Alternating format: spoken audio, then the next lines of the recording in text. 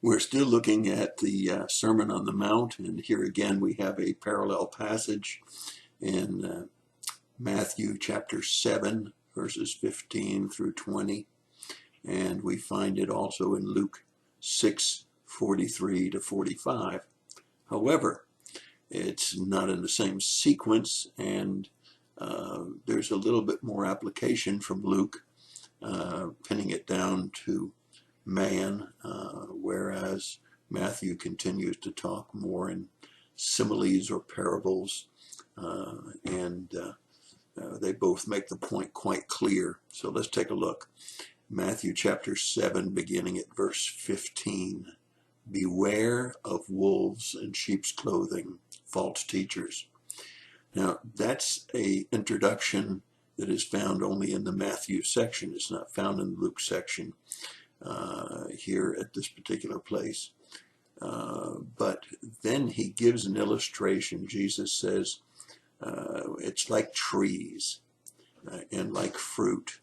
You can't get grapes from a briar bush, and you can't get figs from bad bushes and thistles. And so he says, you know, the plant itself is going to produce what it is, and grapes and figs don't come from briars and thistles. Now, what's really interesting is that Luke in chapter 6, verse 44, which is a latter verse, deals with the getting figs from thorns and grapes from briars.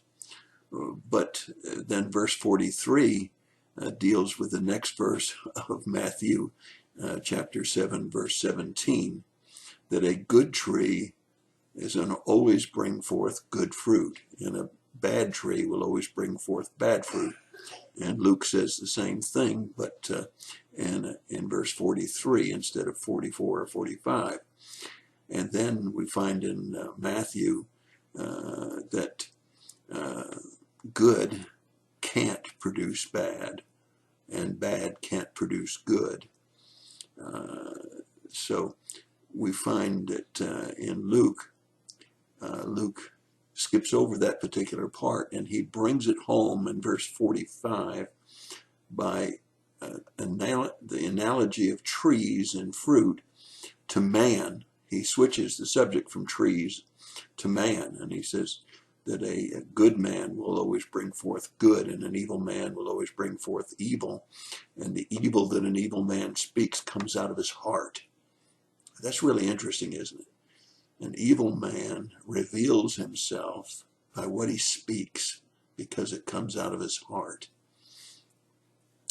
While Matthew in this Sermon on the Mount talks about the fact, and this is very important, perhaps a little more poignant than Luke, but he doesn't bring it back to man. He still deals with the trees, and he says a bad tree that doesn't produce good fruit is going to be cut down and thrown into the fire. A bad tree will be cut down and thrown into the fire.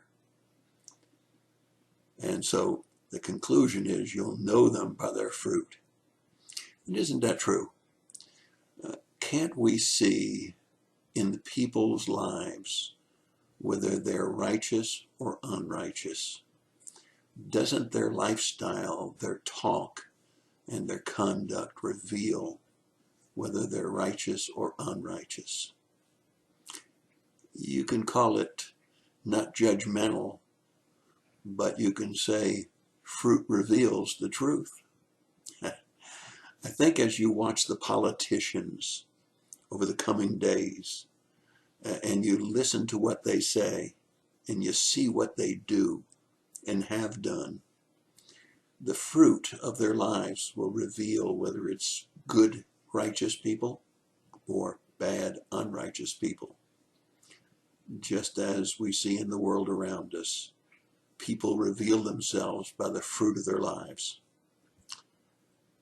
But we don't want to judge people, but we certainly have a good indication through the fruit of their lives.